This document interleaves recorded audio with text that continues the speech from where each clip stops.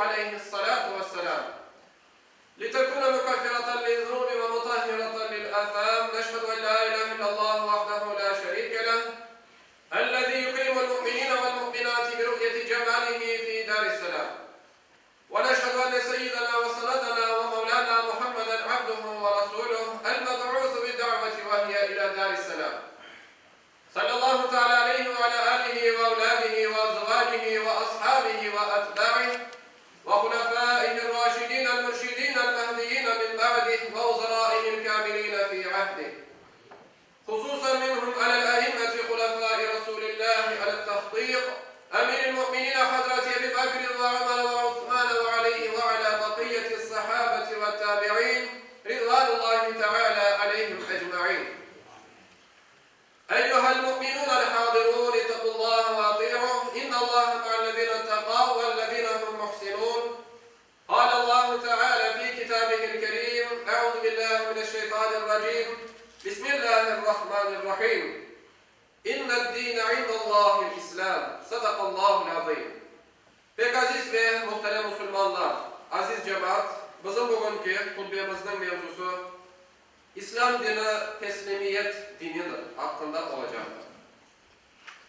Sayılı cemaat, ilk peygamberden başlayıp son peygamberge kadar gelip geçken bütün peygamberler Müslüman olup insanlıkka İslam dinini avlamağa ve yetiştirmeye tırıştılar.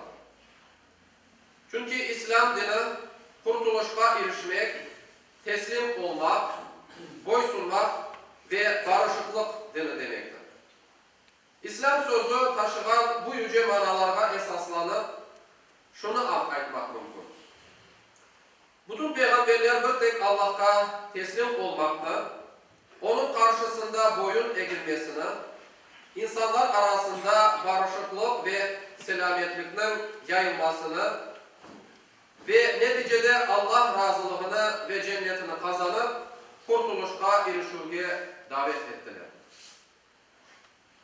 İslam'ın yüce Rabbimizge teslimiyet olganını bizler mukaddes kitabımız Kur'an-ı Kerim'in şu ayet-i kerimesinden anlarız.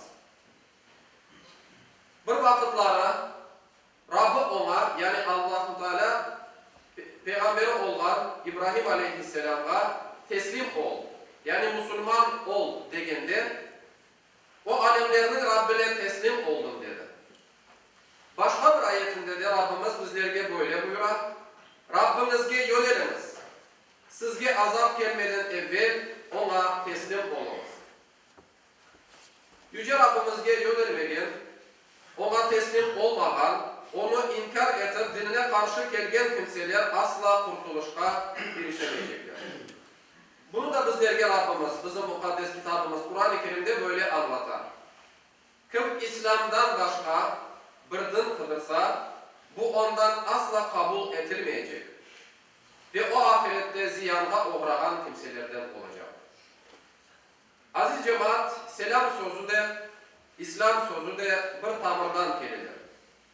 Selamın yayılmasını teşvik etken yüce dinimiz, aslında tinçlik ve selametin yayılmasını temindi. Müslümandan zarar ve yaramaylıktan gelmeyeceğini bizlerge haber verir. Peygamber Efendimiz Aleyhisselam bizlerge bir hadis-i şeriflerinde böyle buyurur. Hakiki Müslüman, başka Müslümanla elinden ve tilinden zarar gelmeyen kimsedir.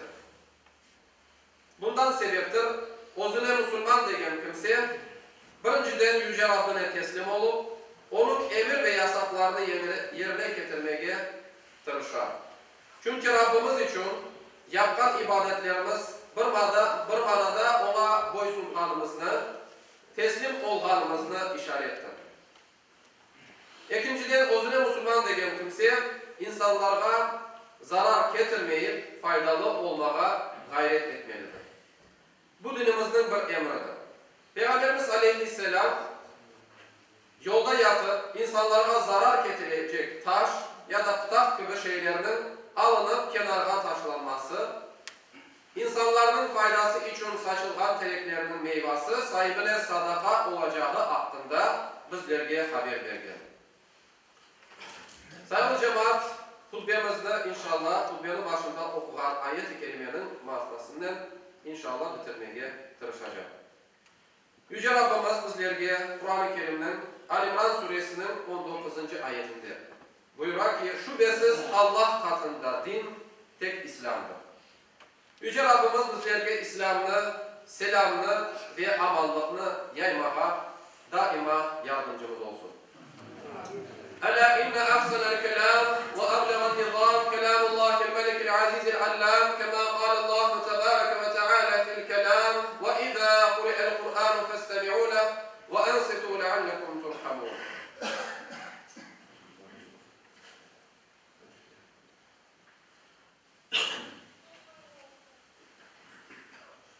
Elhamdülillah, elhamdülillah, elhamdülillahi hamdel kâmilîne ve salâtu ve selâmu alâ rasûlina Muhammedin ve alâ âlihi ve sahbihi ecmaîn.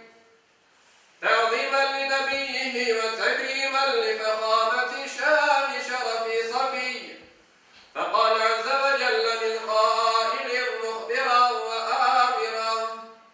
İnnallâhe ve melâiketehu yusallûne alen nebiyy. Ya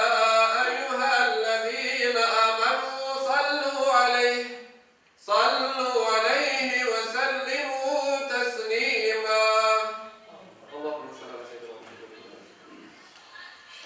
اللهم بارك على محمد وعلى محمد عباد الله إن الله يأمر بالعدل والإحسان وإيتاء ذي القربى وينهى عن الفحشاء والمنكر والبغي يعظكم لعلكم تذكرون.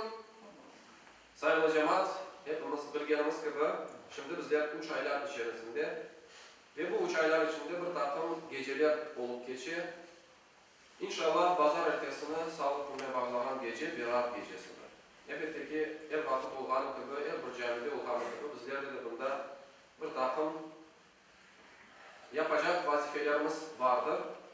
Ve bizler akşam namazından son yatsı namazına kadar camimizde bu geceye bağışlanan tedbirler ötküleyeceğimiz Kur'anlar okunacak, sıkça namazlar kılınacak, hepimiz davetlisiniz, geliniz.